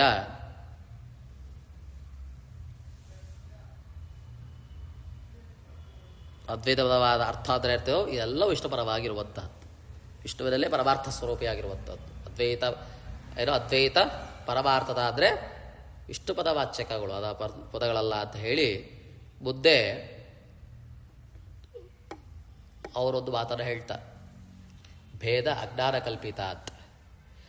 ಭೇದ ಅಜ್ಞಾನ ಕಲ್ಪಿತ ಆಗಬೇಕು ಅಂತಾದರೆ ಅದು ಬಾಧಿತವಾಗಿರಬೇಕಿತ್ತು. ಯಾವುದು ಬಾಧಿತವೋ ಅದು ಕಲ್ಪಿತ. ಭೇದ ಕಲ್ಪಿತವಾದದ್ದಲ್ಲ. ಹೀಗೆಲ್ಲ ಚಿಂತನೆ ಮಾಡಿದರೆ ಇದು ಕಲ್ಪಿತನ ಭೇದ.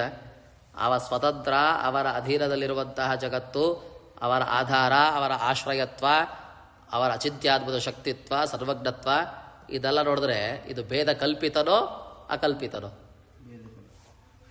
ಅಕಲ್ಪಿತ. ಹೀಗೆ ಅದು ಬಾಧಿತವಾಗಿಲ್ಲ. ಆದ್ದರಿಂದ ಭೇದ ಅದು ಕಲ್ಪಿತವಾದದ್ದು ಅಲ್ಲ. ಅಭಾವ ಪರಮದ್ವೈತೆ ಸದ್ದೇವ ಹ್ಯಪರಾಡಿತು. ಕಲ್ಪಿತವಾದ ಪದಾರ್ಥಗಳು ಯಾವುದೂ ಅಲ್ಲ, ಭೇದ ಬಾಧಿತವಾಗಿಲ್ಲ. ಹೀಗೆ ಜ್ಞಾನಿಗಳ ಪಕ್ಷದಲ್ಲಿ ಅದ್ವೈತ ಜ್ಞಾನಿನಾಂ ಪಕ್ಷೆ ನ ತಸ್ಮಾತ್ ವಿದ್ಯತೆ ಕ್ವಚಿತ್. ಜ್ಞಾನಿಗಳ ಪಕ್ಷದಲ್ಲಿ ಪ್ರಪಂಚಾಭಾವ ರೂಪವಾದಂತಹ ಅದ್ವೈತಕ್ಕೆ ಅವಕಾಶ ಇಲ್ಲ. ಅವರೇನು ಅನ್ಕೋಬಿಟ್ಟಾರೆ ಪ್ರಪಂಚ ಅಭಾವವೇ ಅದ್ವೈತ ಅಂತ. ಅವ್ರ ಪ್ರಕಾರ ಏನು? ಬ್ರಹ್ಮ ಸತ್ಯ, ಪ್ರಪಂಚ ಮಿಥ್ಯ. ಆದರೆ ಪ್ರಪಂಚ ಅಭಾವ ಅಂತ. ಆದರೆ ಇಲ್ಲಿ ಪ್ರಪಂಚ ಅಭಾವ ಅದು ಕಲ್ಪಿತ. ನಿಮ್ಮ ಪ್ರಕಾರ ಅದು ಮಿಥ್ಯ ಅಂತ ಹೇಳ್ತೀರಾ, ಆದರೆ ನಿಮ್ಮ ಕಲ್ಪಿತ ಅದು ಕಲ್ಪಿತ ನಿಮಗೆ. ಅಂತಹ ಪ್ರಪಂಚಕ್ಕೆ ಆಧಾರನಾಗಿ ಆಶ್ರಯನಾಗಿ ಪರಮಾತ್ಮ ನಿತ್ಯವೋ ಆ ಸರ್ವಶಕ್ತಿತ್ವೇನ ಸರ್ವಜ್ಞತ್ವೇನ ಕಾರ್ಯಗಳೆಲ್ಲ ಮಾಡುವಂಥ ಪರಮಾತ್ಮ ಪ್ರಪಂಚ ಎಲ್ಲಿದ್ದಾರೆ? ಅದು ಕಲ್ಪೋಲ ಕಲ್ಪಿತಗಳಾಗಲಿಕ್ಕೆ ಸಾಧ್ಯ. ಅದೂ ಸತ್ಯ. ಪರಮಾತ್ಮನೂ ಸತ್ಯ, ಅದರ ಭೇದವೂ ಸತ್ಯ. ಹೀಗೆ ಶ್ರುತಿಗಳಿದ್ದಾಗೆ ತಿಳಿಯಲ್ಪಡ್ತಾ ಇದೆ. ಜೀವಬ್ರಹ್ಮರ ಐಕ್ಯ ತಿಳಿಯಲ್ಪಡ್ತಾ ಇಲ್ಲ, ಭೇದವೇ ತಿಳಿಯಲ್ಪಡ್ತಾ ಇದೆ ಅಂತ.